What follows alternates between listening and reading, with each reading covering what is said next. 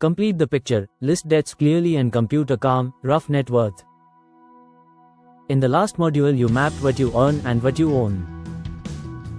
Now we balance the frame by listing what you owe and turning both sides into one simple number you can hold in your head. This isn't a performance review. It's a photograph taken in normal light, without filters, so your next moves are grounded in facts, not feelings. Numbers don't need adjectives, they need context. We'll capture your liabilities, total them, and then compute a rough net worth, assets minus liabilities. That's it. No ratios today, no shoulds, no panic. Just the truth on paper. Let's define what counts as a liability for this snapshot. If you have a home loan, car loan, education or personal loan, those are in. If you carry a balance on credit cards, whether it's a full revolve or MS on card, those are in. If you're using buy now pay later, tally the outstanding there too. If you borrowed from family or friends and there's a real intention to repay, that's a liability as well. If you run a small business and have a loan you personally owe, include it. Unpaid income tax you already know you must settle also counts. What doesn't belong here are your regular monthly expenses, upcoming utility bills, or hypothetical future interest. We're writing what you owe today, not what you might pay over the life of the loan. Open your workbook to the Liabilities page. For each loan or credit line, write a short label you recognize: home loan, HDFC, car loan, SBI, personal loan, Axis, credit card, ICICI, BNPL, Amazon, family loan, dad. Next to each label, put two figures, the remaining amount, a rough principal outstanding, and the current ME or minimum monthly commitment. You don't need the interest rate for this exercise. If you can get it easily from an app, fine, but don't stall to go hunting. We're building a working map, not filing a banker's report. If you're unsure how to find remaining amount, here's the quickest path. For formal loans, your lender app or last statement shows principal outstanding, or a similar term, use that. For credit cards, if you pay in full every month, your liability today is zero, write 0 and move on. If you revolve, use the current total outstanding as your liability. If you've converted purchases to MS on the card, you can either list the card as a single liability using the current outstanding, or, if your app shows it, list the ME plan separately with its remaining amount. Keep it simple and consistent. For family loans, write the amount you believe you still owe in good faith and the monthly amount you intend to send, even if it's flexible. If you truly don't have a monthly commitment, note the amount and write, as agreed, next to ME. The goal is visibility, not shame. Pause me now and fill the lines you actually have. Home loan, car loan, personal or education loan, credit cards, BNPL, family, anything that clearly lives on the IO side. If a number is fuzzy, write your best estimate and put a small dot next to it as a reminder to refine later. A rough working number today beats a perfect number someday. Welcome back. Total the remaining amount column to get your total liabilities. Circle the figure. Take a second to breathe. If that number feels bigger than you expected, remember, this is why we're here, to design a system that reduces anxiety and increases control. If the number feels manageable, great. We'll keep it that way by aligning your decisions with values and timelines. Either way, relief comes from clarity first, progress second.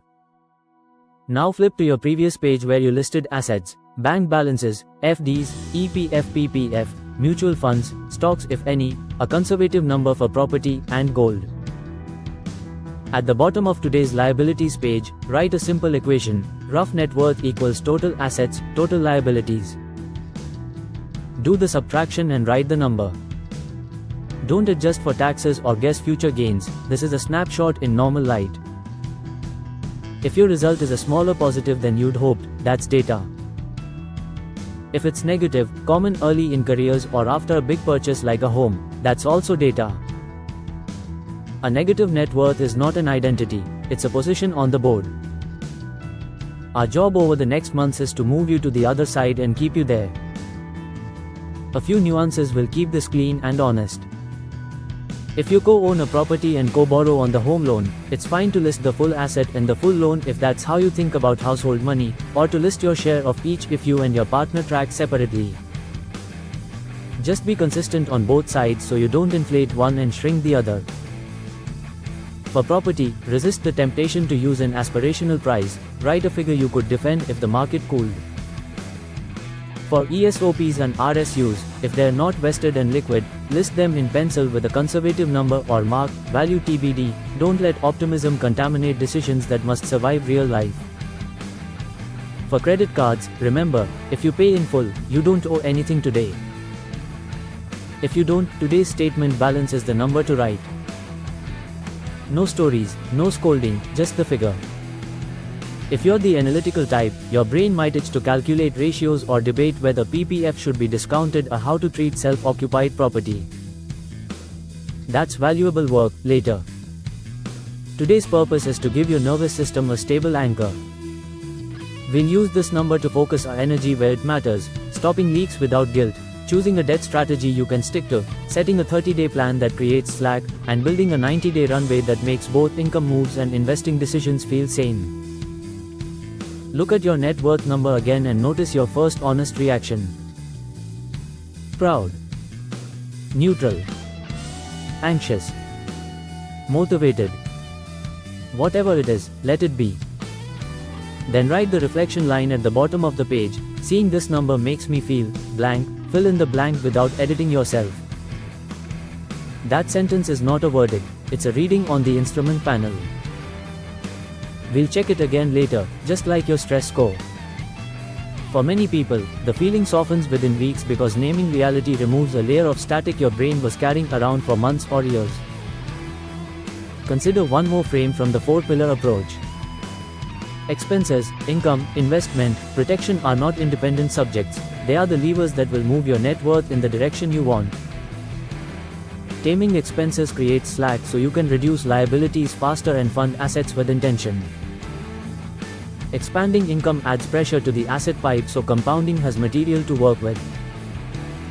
Strategic investing aligns those rupees with time horizons, so you don't yank money out at the worst moments. Protection ensures that a hospitalization or job shock doesn't punch a hole in the boat and reverse your gains. When these levers are pulled in order, the net worth number changes because the system changed, not because you had a lucky month. If debt has been a sore subject at home, hear this clearly, you don't have to solve it today. You had the courage to put it on paper. That alone reduces the emotional charge. Tomorrow, in management, we'll run the expense elimination funnel properly, apply EDL and the asset liability lens to your last 30 days, calculate a simple earnings per hour number that makes trade-offs real, map every debt cleanly, and choose a strategy, avalanche or snowball, based on who you are, not who the internet wants you to be.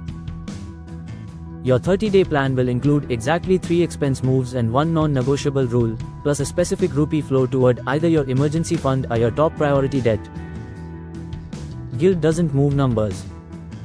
Design does. Before we close, do a quick consistency scan. If you listed a home as an asset, ensure the home loan appears on the liability side.